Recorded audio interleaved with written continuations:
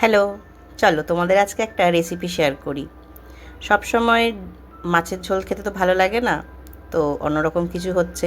বলো তো কী করছি এটা? বানাচ্ছি মাছের ভর্তা। তো অনেক কিছুই নেই সাথে, এটা সেটা হলে ভালোই হতো। তো যা আছে সেটা দিয়েই বানাচ্ছি।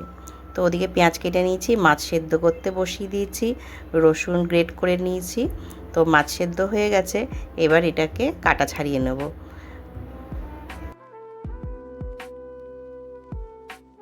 কাটা ছাড়ানো কমপ্লিট, এবার রান্নাটা শুরু করব।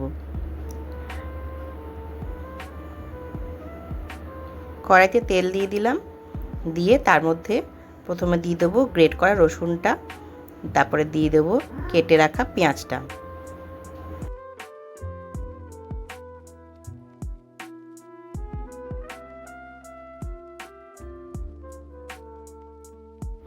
নাড়াচাড়া করে নিয়ে পেঁয়াজটা যখন ভাজা ভাজা হয়ে যাবে, তখন দিয়ে দেবো তার মধ্যে 4-5টা কাঁচা লঙ্কা।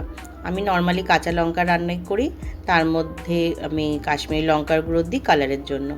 তো এবার এর মধ্যে দিয়ে দিলাম সেদ্ধ করে রাখা মাছগুলো, এটা আমি রুই মাছ দিয়ে করছি।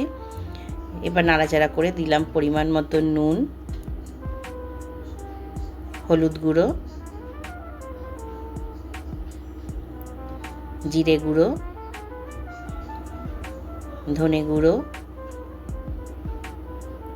কাশ্মীরি লঙ্কার গুঁড়ো দিয়ে নাড়াচাড়া করব। যখন সবটা মিশে যাবে, তার মধ্যে দিয়ে দিলাম গরম মশলার গুঁড়ো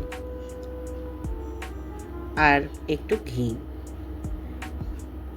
ভালো করে নাড়াচাড়া করে এবার গ্যাসটাকে কমিয়ে দিয়ে এটাতে একটা জল মতন যেটা রয়েছে সেইটাকে একদম শুকিয়ে নিতে হবে। সেই জন্য অনেকক্ষণ ধরে নাড়াচাড়া করতে হবে, আবার একটু ছড়িয়ে দিতে হবে, ওইভাবে রেডি করে নিতে হবে। তো আমার রেডি হয়ে গেল মাছের ভর্তা। ভাতের পাশে নিয়ে নিলাম, সাথে নিলাম একটা লেবু আর একটু শসা। দুপুরে খাবার রেডি।